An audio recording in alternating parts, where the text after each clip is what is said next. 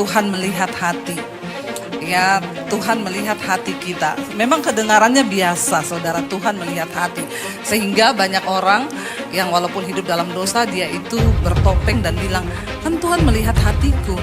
Ya, padahal hatinya busuk.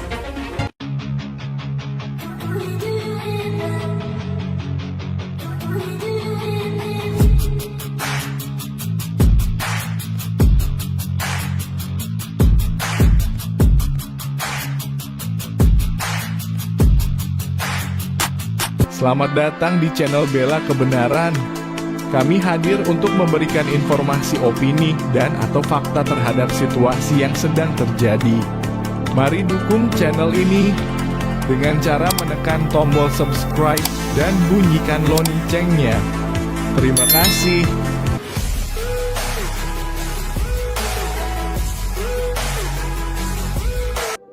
Amin, amin, amin. Silakan duduk. Bapak Ibu yang terkasih, Shalom. Bagaimana kabarnya hari ini? Luar biasa, karena kita punya Tuhan yang luar biasa. Jadi walaupun ada masalah tetap haleluya. Iya, hari ini tema firman Tuhan adalah Tuhan melihat hati. Ya, Tuhan melihat hati kita. Memang kedengarannya biasa, saudara, Tuhan melihat hati. Sehingga banyak orang yang walaupun hidup dalam dosa, dia itu bertopeng dan bilang, kan Tuhan melihat hatiku. Ya, padahal hatinya busuk. Tapi kita di tempat ini semua hatinya baik apa tidak? Insya Allah. Mari kita buka bersama, kita lihat firman Tuhan. Kita mau belajar dari satu tokoh dalam Alkitab hari ini, yaitu Daud. Daud adalah seorang anak yang tidak diperhitungkan dalam keluarganya. Dan untuk alasan Daud kepahitan itu ada banget, ya. Sekarang banyak anak muda yang menjadikan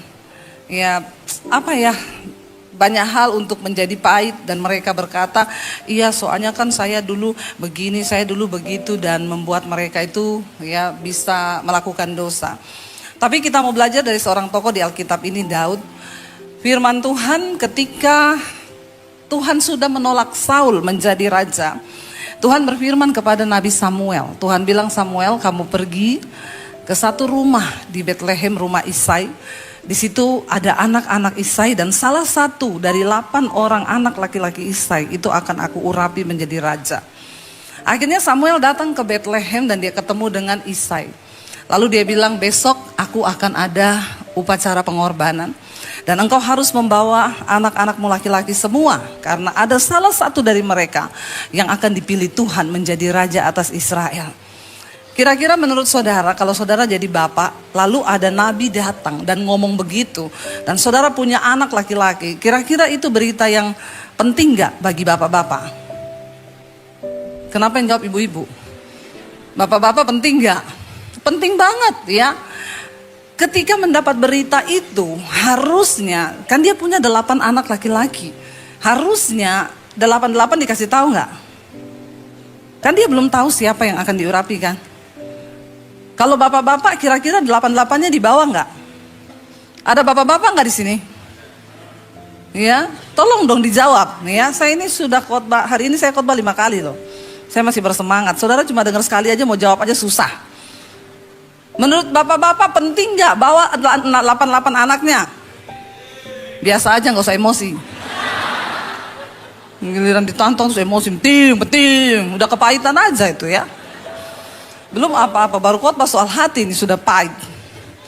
Oke, penting ya, iya dong. Salah satu dari anak kita akan diurapi menjadi raja nih, penting. Lalu malam itu Isai katakan kepada anaknya yang 7, besok kalian itu pakai baju yang bagus karena Nabi Samuel akan mengurapi salah satu kalian menjadi raja. Lalu Daud tanya, Pak, aku pakai baju apa? Kamu nggak usah. Siapa yang ngajak kamu? Besok kamu gembalakan kambing domba di padang. Kamu gak ada tampang prajurit, kamu gak ada tampang apalagi buat jadi raja atas Israel. Gak usah ikut. Jadi pagi itu mereka semua semangat pakai baju bagus datang ke upacara itu. Daud, dia pergi ke padang menggembalakan kambing domba yang hanya beberapa ekor. Saudara, saya mau tanya sama anak-anak muda di sini. Kalau engkau diperlakukan seperti itu sama bapakmu, kepahitan gak? apalagi anak laki-laki. Kepahitan nggak? Tapi Daud nggak kepahitan. Dia pergi ke padang, dia gembalakan kambing domba yang hanya beberapa ekor sambil dia nyanyi di sana. Ya, lebih baik 1 hari di pelataranmu daripada 1000 hari di matahari. Salah ya? Daud itu menulis banyak mazmur yang sekarang menjadi lagu rohani, bahkan dinyanyikan banyak sama NDC. Itu ciptaannya Daud. Dari mazmur ketika dia menggembalakan kambing domba. Akhirnya besok Samuel datang. Semua anak laki-laki Isai dilewatin. Pertama yang gede, ganteng, tinggi, besar. Ya, memang dia prajurit. Eliab lewat. Lalu Samuel berkata begini, ini dia yang akan menjadi raja dan pasti dia yang akan aku urapi. Ketika Samuel berpikir begitu di hatinya, Tuhan berfirman kepada Samuel, engkau melihat apa yang di depan mata, tapi aku Tuhan melihat hati. Bukan ini yang akan aku urapi menjadi raja. Lalu 7 orang anaknya semua lewat, bukan. Akhirnya Samuel bingung, kenapa nggak ada salah satunya? Lalu dia tanya kepada Isai, sudah ini semua ke anakmu laki-laki? Isai bilang, enggak, masih ada 1. Mana? Aduh, nggak usah. Dia itu nggak ada tampang raja, nggak usah panggil deh, dia lagi menggembalakan kambing domba di padang. Samuel berkata, panggil dia ke sini karena kita tidak akan memulai acara ini, kita tidak akan duduk makan sebelum dia datang. Dengar baik Bapak Ibu, ketika engkau punya hati yang tulus, Tuhan yang akan cari engkau dimanapun engkau berada. Amin. Nggak usah cari muka, nggak usah cari-cari posisi. Engkau jagai hatimu tulus, Tuhan yang cari engkau. Sekalipun orang berusaha menyembunyikan dirimu, tapi Tuhan adalah Tuhan yang melihat hati. Lalu akhirnya Daud dipanggil. Tidak ditulis di situ apakah dia pulang mandi dulu ganti baju, enggak. Tapi Alkitab berkata ketika Daud masuk, Tuhan berfirman kepada Samuel, bangkit berdiri, ambil tabung tandukmu dan urapi dia dengan minyak. Karena inilah orang yang aku pilih menjadi raja. Bapak Ibu, itu ada di 1 Samuel, coba kita lihat bersama. Ya, kita harus baca ayatnya supaya afdol. Karena kalau nggak baca ayat dipikir ini bohong ya. 1 Samuel pasal 16 ayat yang ke-7, kita lihat bersama. 1 Samuel 16 ayat yang ke-7, baca bersama 1, 2, 3. Berfirmanlah Tuhan kepada Samuel, janganlah pandang parasnya atau perawakannya yang tinggi, sebab aku telah menolaknya. Bukan yang dilihat manusia, yang dilihat Allah. Manusia melihat apa yang di depan mata, tetapi Tuhan melihat hati. Ya, jangan tertipu. Makanya yang muda-muda juga kalau mau cari jodoh, jangan tertipu dengan memandang parasnya. Amin. Yang pria-pria Alkitab bilang cari jodoh itu jangan lihat hanya cantiknya, karena kecantikan itu bohong dan kemolekan itu sia-sia. Ya, cari istri itu yang nomor 1 takut Tuhan, nomor 2 rajin, nomor 3 pintar cari uang, nomor 4 bisa angkat galon. Ya, dan yang paling penting yang terakhir kesetrum tapi tidak mati. Itu saya banget, saya. Nih ya, jadi jangan hanya melihat wajahnya, tapi lihat hatinya. Lalu kita melihat ciri-cirinya bagaimana orang itu. Kenapa sih Daud itu dikatakan saya tertarik? Kenapa ya Tuhan tuh bilang aku melihat hati. Hati seperti apa yang Daud miliki? Bapak Ibu, singkat cerita ketika Daud diurapi hari itu, firman Tuhan berkata pada hari itu Daud dipanggil. Waktu Daud masuk, nanti saudara baca di rumah sendiri 1 Samuel 16 itu. Dia masuk, Alkitab berkata Samuel melihat dia, wajahnya itu masih kemerah-merahan. Ya, dan Alkitab berkata Daud adalah seorang anak muda pada zaman itu.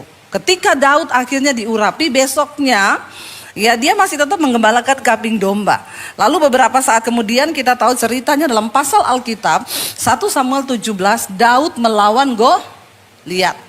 Ketika Daud datang ke medan pertempuran, waktu itu dia hanya disuruh antar roti. Ya, saya cerita nih karena saya tahu banyak bapak-bapak yang tidak lulus sekolah minggu. Jadi nggak tahu ceritanya. Ceritanya semua kakak Daud itu prajurit. Daud hanya menggembalakan kambing domba. Waktu Goliat menantang barisan bangsa Israel itu 40 hari. Tidak ada satu orang pun yang berani maju. Karena Goliat berkata, siapa pahlawan dari orang Israel yang bisa mengalahkan aku? Maju, kita berperang. Kalau siapa yang kalah maka engkau harus jadi budak. Tidak ada yang berani maju. Karena Goliat tingginya itu 6 hasta 1 jengkal. Sementara mereka rata-rata cuma 1 sampai 2 hasta saja tingginya. Ini 6 hasta lebih 1 jengkal.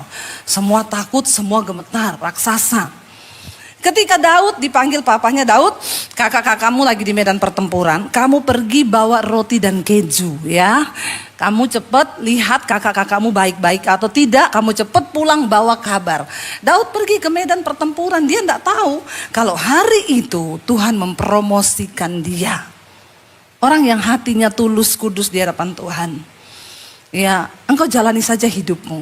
Maka Tuhan yang akan mempromosikan engkau. Bahkan sering kali kita tidak sadar, kita tidak tahu. Tapi Tuhan tidak pernah kurang cara. Lalu Daud itu santai pergi ke medan pertempuran. Sampai di sana dia kaget, lihat loh. Goliat lagi menentang bangsa Israel. Siapa yang berani maju? Ayo hadapi aku. Dia menghina barisan bangsa Israel. Daud berkata ini, siapa orang Filistin yang tidak bersunat ini? Beraninya dia menghina barisan Allah yang hidup. Aku akan maju melawan dia. Lalu orang bilang kepada Saul, Saul, Raja, ada yang mau lawan Goliat. Sudah 40 hari, gak ada satupun yang berani. Waktu Daud datang, dia mau melawan. Saul bilang, panggil sini, siapa dia? Daud datang. Ini loh dia raja orangnya. Saul lihat, Saul bilang, tidak mungkin kamu bisa mengalahkan dia. Kamu masih sangat muda. Dan dia dari dulu itu sudah pahlawan. Dia dari masa muda sudah menjadi prajurit dan berlatih berperang. Kamu masih anak sangat muda. Bapak Ibu, kata anak muda yang dipakai Daud di 1 Samuel 17. Waktu ngomong kamu masih terlalu muda. Itu dalam bahasa Ibraninya Naar. Naar itu menggambarkan anak-anak dari usia 8 sampai 15 tahun untuk suku Israel. Jadi Bapak Ibu bayangkan pada waktu Daud diurapi menjadi raja, dia tuh masih sekitaran umur ya paling banter tuh 15 tahun. Dia sudah menerima urapan raja. Ketika Daud menang akhirnya melawan Goliat. Goliat menantang dia, ayo maju kalau kamu berani. Akhirnya Daud maju. Saul juga bilang, ya udah majulah. Memang gak ada yang berani, kok mau apa? Ya udah maju aja. Coba aja kata Daud, siapa tahu walau alam. Siapa tahu menang. Daud maju bawa tombak sama batu. Lalu Goliat berkata begini, hei kamu pikir saya ini anjing? Kamu datangi saya pakai batu dan tongkat? Goliat maju membawa pedang, tombak dan lembing. Lalu Daud berkata begini, engkau mendatangi aku dengan tombak, pedang dan lembing. Tapi aku mendatangi engkau dengan nama Tuhan Allahku yang akan memberikan aku kemenangan. Gak ada yang tepuk tangan loh di jemaah. Saya ini sudah keringetan ya di sini. Ini lightingnya panas ya. Tepuk tangan dong biar saya juga semangat. Haleluya. Ya itu tanda saudara tidak mengantuk, amin. Lalu saudara akhirnya Daud maju, singkat cerita Daud menang atau kalah? Hanya dengan 1 batu. Daud putar batu yang pertama. Kena langsung di dahinya Goliat, tertancap masuk, dia rebah di depan kakinya Daud, mukanya ke tanah. Daud memenangkan pertempuran. Saya mau tanya, setelah itu Daud jadi raja? Enggak. Waktu Daud dipuji-puji, lalu Saul iri hati. Disinilah ujian hatinya Daud. Kenapa Daud dipilih Tuhan? Dia menang. Ujian hati Daud tidak mudah. Berapa tahun? Dia diurapi 15 tahun. Daud menjadi raja berapa tahun? Ada yang lulus sekolah minggu di sini? Daud diurapi raja berapa tahun? Ada yang tahu? Kalau ada yang tahu dapat sepeda loh di bawah. Saya nggak tahu sepedanya siapa, ambil aja itu di parkiran. Daud diurapi Tuhan pada umur 30 tahun. Saya mau tanya, 15 tahun ke 30 lama gak? Kalau nunggu jodoh sudah ketuaan ya. 15 tahun, tapi itu ujian hatinya Daud. Tuhan bilang dia melihat hatinya. Kenapa saya bilang itu ujian hatinya Daud? Siapa yang akhirnya mau bunuh Daud? Orang yang tadinya mengeluk-elukan dia, yang tadinya memuja dia, Saul. Bangga sekali ketika Daud menyelamatkan orang Israel dari bangsa Filistin. Tapi langsung Saul iri hati karena semua bernyanyi Saul membunuh beribu-ribu, tapi Daud membunuh berlaksa-laksa. Daud adalah pahlawan yang gagah perkasa. Tiba-tiba Saul iri hati. Bapak Ibu ya, yang namanya iri hati orang kepada kita itu kita tidak bisa tahan. Ya, kita ini hidup. Ya, saya kemarin ngomong sama teman saya, Bu, orang itu miskin diomongin, kaya juga diomongin. Jadi daripada miskin diomongin, mending sekalian kaya diomongin, amin. Lebih enak kan, udah miskin diomongin lagi, kasihan kan. Mending sekalian kaya diomongin. Toh orang tetap ngomong, kita nggak bisa tahan mulut orang. Ya, makanya saya selalu berkata kepada jemaat, ingat ya, Tuhan ciptakan kita dua tangan. Tangan kanan dan kiri untuk tutup telinga kanan dan kiri. Kalau Tuhan ciptakan tiga kanan, satu buat tampar mulut orang. Tapi karena tangan kita cuma dua, jadi tidak boleh. Amin. Jalani setiap proses. Karena iri hatinya Saul, 15 tahun Daud harus bayar itu. Dia lari saudara dari Israel. Saul menggerahkan seluruh kekuatannya. Semua prajurit disuruh bergerak untuk cari Daud. Bunuh dia. Saudara, saya mau tanya, yang cari ini raja loh. Ya, yang cari ini raja loh, bukan orang sembarangan, bukan rekan bisnis. Ya, itu ibarat kalau Jokowi bilang cari Debbie Basir dan seluruh tentara dikerahkan untuk cari saya. Kemana saya mau lari coba? Saudara bisa bayangkan penderitaan yang Daud alami. Di negerinya sendiri, di tanahnya sendiri, dia sudah tidak merasa aman karena sudah tidak tahu mana sahabat, mana lawan. Semua orang mau cari muka juga sama raja, membawa kepala Saul sebagai hadiah dan akan dapat penghargaan dari raja. Saul lari ke sini, ketemu Saul lari ke sana, tapi akhirnya Daud melarikan diri ke negeri orang Filistin. Dia pikir, saya lari aja lah ke daerah musuh. Karena ketahuan orang Filistin semua musuh. Daripada di Israel, enggak tahu mana teman, mana lawan. Lebih susah mana, yo? Di tempat yang kita tahu semua memang musuh membenci kita, atau di tempat ada orang yang pura-pura manis. Kalau ketemu, halo sayang, hai say, tambah cantik ya, pret. Jangan percaya mulut manis hari-hari ini. Bilang aja pret. Banyak orang berbulu manis sekarang kan. Ya, mulutnya manis. Padahal di belakang lain, di hati lain. Daud sekalianlah lari di daerah musuh. Dia lari ke daerah orang Filistin. Karena dia tahu Saul pasti gak berani kejar dia ke situ. Sampai di tempat daerah orang Filistin. Ternyata orang Filistin tahu. Ini Daud loh yang dulu bunuh Goliat, pahlawan kita. Lalu mereka seret dia dibawa ke depan Raja Akis. Raja, ini Daud yang dulu membunuh pahlawan Goliat. Daud pura-pura gila di situ. Dia ludah-ludah mukanya, penuh ludah di jenggotnya. Lalu Akis marah dan berkata, kurang orang gila kah di negeri ini? Sehingga kamu bawa orang gila ini ke sini, suruh dia keluar. Daud lolos pada waktu itu. Saudara, Saul terus mencari, Daud terus mencari. Sampai akhirnya Saul dengar dia ada di dalam gua. Saul pergi mencari dia. Lalu ketika Saul sedang tertidur, Daud datang. Daud datang di sampingnya Saul yang lagi tidur. Anak buahnya ngomong gini, Tuhan, inilah yang firman Tuhan katakan. Allah menyerahkan musuhmu ke dalam tanganmu. Sekarang waktu yang tepat, bunuh dia. Karena inilah satu-satunya penghalang engkau menjadi raja. Dan inilah satu-satunya orang yang membuat hidupmu menderita. Sekarang bunuh dia. Daud berkata, jangan pernah engkau mendahului Tuhan. Aku tidak akan pernah membunuhnya. Karena dia akan mati mungkin karena ajalnya. Atau memang Tuhan yang ingin mencabut nyawanya. Tapi bukan tanganku yang akan mengotori dia dengan darah. Aku akan bunuh dia dan darah itu akan mengotori tanganku. Aku tidak sanggup untuk menjamah orang yang diurapi Tuhan. Hello, menurut saudara Daud hatinya seperti apa? Ini orang yang bikin hidupnya menderita loh. 15 tahun urapan raja sudah di kepalanya. Tapi nggak bisa karena Saul masih hidup. Dan terus mengejar Daud, mengejar Daud, mengejar Daud. Lebih daripada Saul mengejar orang Filistin yang adalah musuhnya sendiri. Kalau kita lihat ada kesempatan bagi Daud menghabisi dia. Tapi Daud bilang tidak. Kalau Saul harus mati, satu-satunya hanya karena Tuhan menghendaki dia mati. Tapi bukan aku yang membunuh dia. Bapak Ibu, kalau engkau mau diangkat Tuhan, miliki hati seperti yang dimiliki Raja Daud. Kita baru disinggung dikit, udah sakit hati. Iya Pak ya? Ya orang itu kalau sakit hati bahaya loh saudara. Pertama, janji Tuhan terhalang, berkat Tuhan terhalang.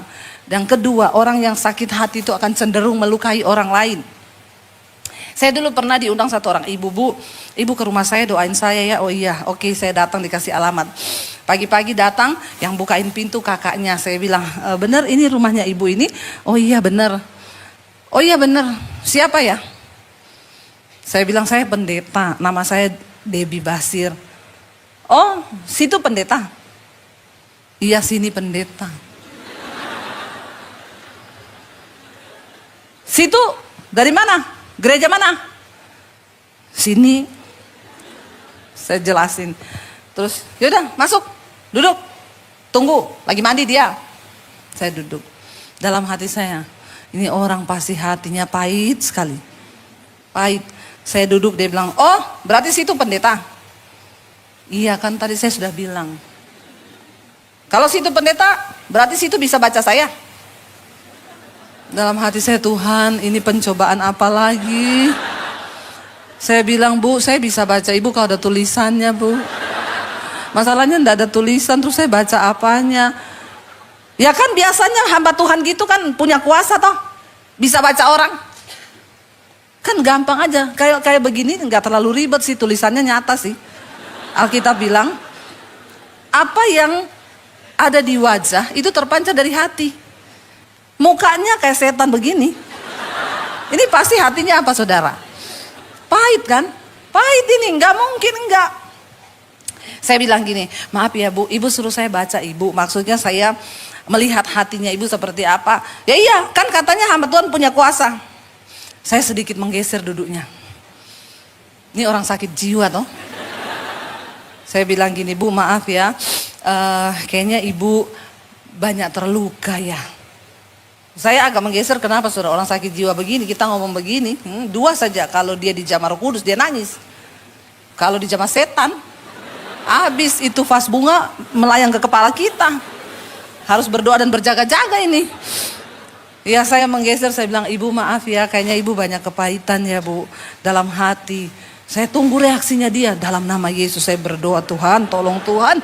Kenapa kau pertemukan, mending saya ketemu anjing galak Tuhan, daripada yang begini. Tiba-tiba dia diam. Lalu dia mulai. Saya gini, yes. Roh Kudus ini, Roh Kudus. Yes, aman. Nangis. Ibu, iya Bu, yang sakiti saya itu bukan orang jauh Bu, orang dekat, keluarga sendiri. Dalam hati saya ya iya saudara, orang itu bisa melukai. Yang bisa melukai itu kan orang dekat. Nggak ada orang jauh. Saya nggak pernah pelayanan orang kepahitan. Ibu kepahitan sama siapa? Sopir angkot Bu. Nggak ada ibu-ibu yang saya doakan. Ibu kepahitan sama siapa? Tukang sayur Bu. Masa dia jual tomat busuk Bu? Nggak ada orang kepahitan. Itu sama orang yang deket, yang ada tempat di hati. Saudara kan nggak memberi tempat sopir truk di hatimu kan? Sopir angkot tuh nggak ada di hati kita. Atau sopir Grab. Dia nangis, iya Bu, orang deket Bu, gini-gini. Saya mendekat sama dia saudara. Saya belai punggungnya, Bu, Tuhan mengasihi ibu. Apapun pengalaman buruk yang ibu alami, percaya Bu, Tuhan itu sangat mengasihimu. Walaupun keluargamu nggak sayang, tambah jadi saudara. Orang-orang pahit gini, dia cuma butuh nangis. Karena biasanya orang kepahitan tuh jarang menangis. Ayo di sini siapa yang sudah tidak pernah menangis 1 tahun? Anda mendekati sakit jiwa.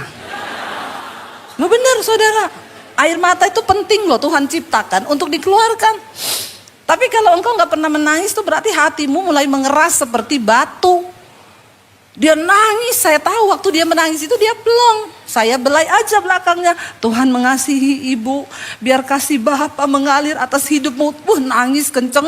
Akhirnya ketika selesai berdoa beberapa menit dia tenang. Saya bilang, Bu, Tuhan mengasihi ibu. Lalu dia bilang, terima kasih Bu Pendeta. Saya sudah plong hati saya, Bu. Nggak pernah ada yang layani. Saudara, tuayan itu menguning loh di sekeliling kita. Ini orang yang hanya saya dapatkan baru sebentar ngobrol. Akhirnya dia tanya gini, maaf Bu, ibu namanya siapa? Saya bilang, situ.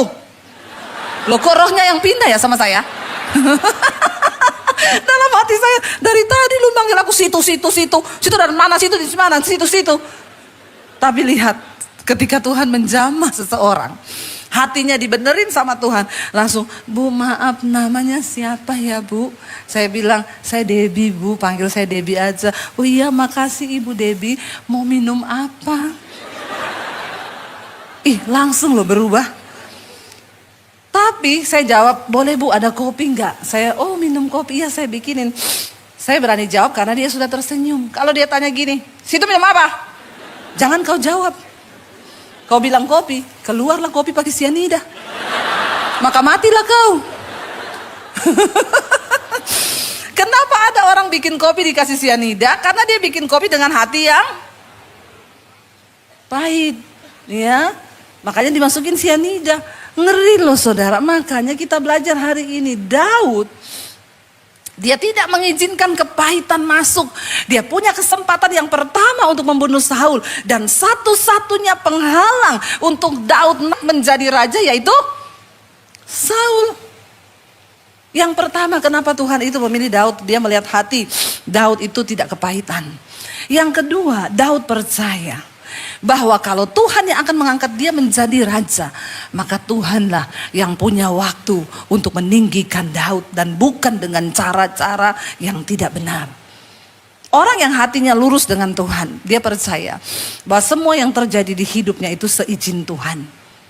Jangan percepat waktu Tuhan, jangan engkau mereka-rekakan, tidak usah cari muka, tidak usah berbalas dengan yang jahat. Hidup ini lurus aja saudara, kalau engkau mau menikmati berkat Tuhan. Orang sakiti puji Tuhan, orang mau fitnah puji Tuhan, orang mau apain aja haleluya. Karena semua yang terjadi di hidup kita itu seizin Tuhan. Waktu yang pertama Daud lolos, dia gak mau bunuh Saul. Terus Saul kejar, Daud lari, terus Saul kejar. Sampai akhirnya Daud diberi kesempatan yang kedua untuk bunuh Saul. Kali ini kita baca. Mari buka bersama. Ya, kita akan lihat ayatnya 1 Samuel 26. Ayat yang ke-18. Saat itu dilaporkan sama pegawainya, sama Daud, Tuan, Saul datang ke sini untuk membunuh engkau. Lalu ketika Saul tertidur, Daud berhasil mendekati pasukannya. Semua lagi tertidur. Sekali lagi pegawainya bilang begini, Tuan, ini adalah waktunya sama seperti dulu. Tuhan menyerahkan musuhmu ke dalam tanganmu. Izinkan aku tancapkan 1 tikaman tombak ke dadanya. Gak perlu 2, 1 aja. Maka Saul pasti mati. Lalu Daud berkata begini, aku tidak akan mengotori tanganku dengan membunuh dia. Dia akan mati mungkin karena ajal atau karena waktunya Tuhan. Tapi bukan tanganku yang membunuh dia.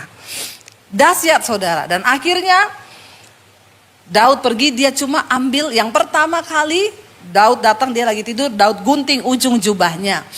Lalu Daud bilang, Saul, yang pertama kali, aku tidak membunuh engkau sekalipun aku punya kesempatan. Ini ujung jubahmu sudah aku potong. Sebagai tanda aku memang hadir di sampingmu ketika engkau tertidur.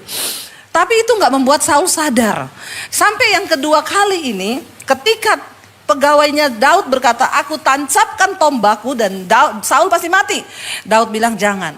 Ambil semua perlengkapan perangnya biar aku bawa. Daud mengambil senjatanya Saul, tombaknya dibawa.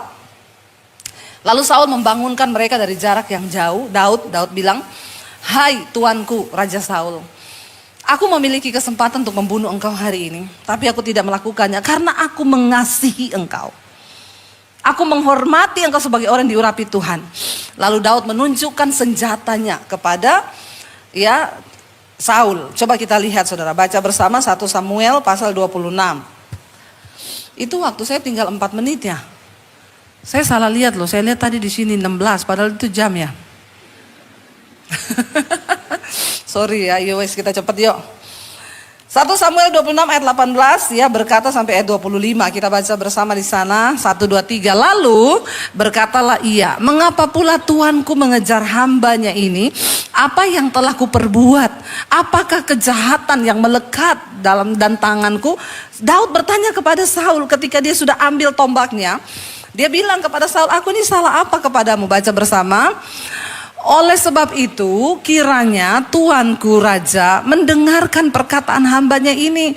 Tuhan yang membujuk engkau melawan aku. Jika Tuhan yang membujuk engkau, Daud bilang, kalau memang Tuhan yang membujuk engkau untuk membunuh aku, untuk melawan aku, maka biarlah ia mencium bau korban persembahan. Iya, Daud rela kalau memang Tuhan yang suruh bunuh. Tetapi jika itu anak-anak manusia, terkutuklah mereka di hadapan Tuhan kalau ada yang bujuk Saul untuk bunuh Daud. Karena mereka sekarang mengusir aku sehingga aku tidak dapat bagian daripada milik Tuhan dengan berkata pergilah beribadahlah kepada Allah lain. Jadi Daud merasa dia terusir dari daerahnya sendiri, dia tidak bisa beribadah lagi di bait suci Tuhan. Dia terpaksa lari ke daerah orang yang kafir yang tidak bisa menyembah Allah. Bagi Daud, dia keluar dari Israel, tanahnya yang dikasihnya itu sama dengan dia dipaksa untuk meninggalkan Tuhan. Kita baca ayat yang selanjutnya, berkata di sana apa?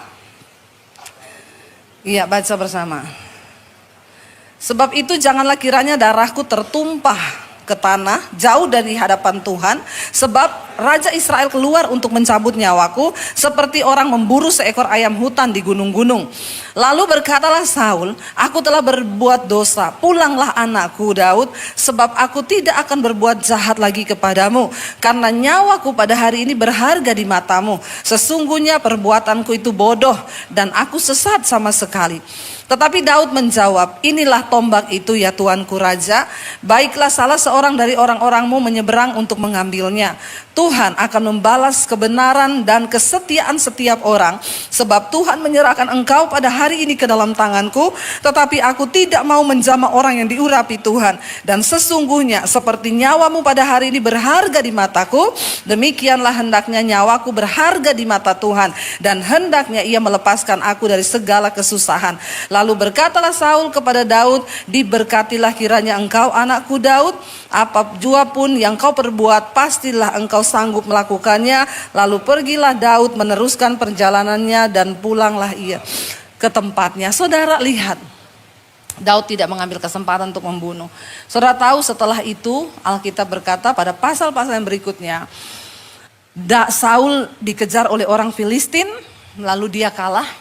Semua tentaranya dibunuh, dan Alkitab berkata Saul meminta kepada ajudannya untuk membunuh dia. Saul berkata, tolong bunuh aku, tancapkan pedang itu ke dadaku. Tapi anak buahnya berkata, tidak Tuan, aku tidak akan pernah melakukan itu. Saul bilang, tolong bunuh aku. Aku tidak mau kalau orang Filistin menangkap aku dan mereka akan menjadikan aku permainan, disiksa. Karena orang Filistin terkenal jahat. Simpson mereka tangkap, biji matanya dicongkel. Saul tidak mau itu terjadi. Dan apa yang terjadi? Anak buahnya tidak mau membunuh Saul. Saul menancapkan pedangnya ke tanah, lalu dia menjatuhkan dirinya di atas pedangnya sendiri. Kita tahu Saul mati bunuh diri dengan pedangnya sendiri. Dan ketika Saul mati, Daud belum merasa aman, dia belum menjadi raja. Abner, panglima Saul, mengangkat anaknya Saul, Isi-Boset, menjadi raja atas Israel. Waktu Saul mati, Daud menangis, saudara. Daud itu hatinya luar biasa. Harusnya waktu dia dengar Saul mati, yes, syukur, akhirnya mati kau. Itu kan kita kan kalau disakiti orang, kita suka ya, tunggu orang itu lihat pembalasan. Lalu kalau dia menderita kita senang. Jangan itu ada dalam hati kita, supaya kita diberkati Tuhan. Akhirnya Daud meratapi Saul, dan akhirnya Isi-Boset naik menjadi raja. Saul tidak berniat pun membunuh anaknya Saul. Daud nggak berniat. Sampai akhirnya Isi-Boset juga mati, dikhianati oleh para panglimanya sendiri. Mereka berharap mereka bunuh dia, mereka bawa kepalanya kepada Daud supaya Daud memberi mereka pujian. Mereka bilang, Daud, anaknya Saul yang sekarang menjadi raja, kami bunuh, kami penggal kepalanya. Ini kami bawa kepalanya bagimu. Daud marah besar, dia menyuruh anak buahnya untuk membunuh kedua orang yang sudah membunuh anak Saul itu. Kita lihat sampai akhirnya Daud menjaga hatinya kudus di hadapan Tuhan. Ketika Isi-Boset mati, orang Israel pun mengangkat Daud menjadi raja atas Israel di usia yang ke-30. Bapak Ibu, seberat apapun proses yang kau alami hari ini, mungkin dari orang-orang terdekatmu, tetap lepaskan pengampunan, tetap jaga hati. Saya undang para imam musik maju ke depan, sebab ketika kita menjaga hati, ketika kita ini sungguh-sungguh hidup dalam takut akan Tuhan, maka Tuhan itu yang akan menggenapi semua janjinya. Kita mau bilang, Yesus, apa artinya kami ini kalau tanpa Tuhan? Kami tidak berhak untuk marah kepahitan pada orang, karena Engkau sudah beri nyawamu juga bagi kami. Bangkit berdiri bersama Bapak Ibu.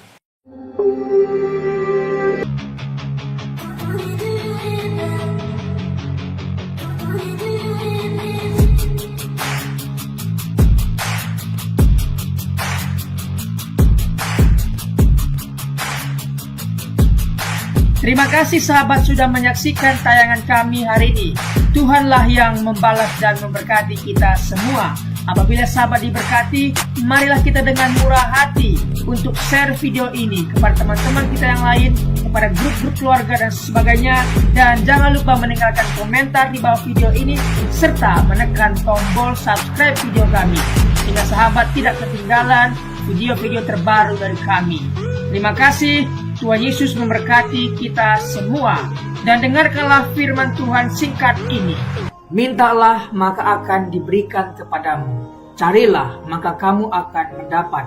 Ketuklah maka pintu akan dibukakan bagimu. Kita harus melakukan sesuatu sampai sesuatu itu akan terwujud atas hidup kita. Minta, cari dan ketuklah, maka Tuhan pasti membukakan pintu.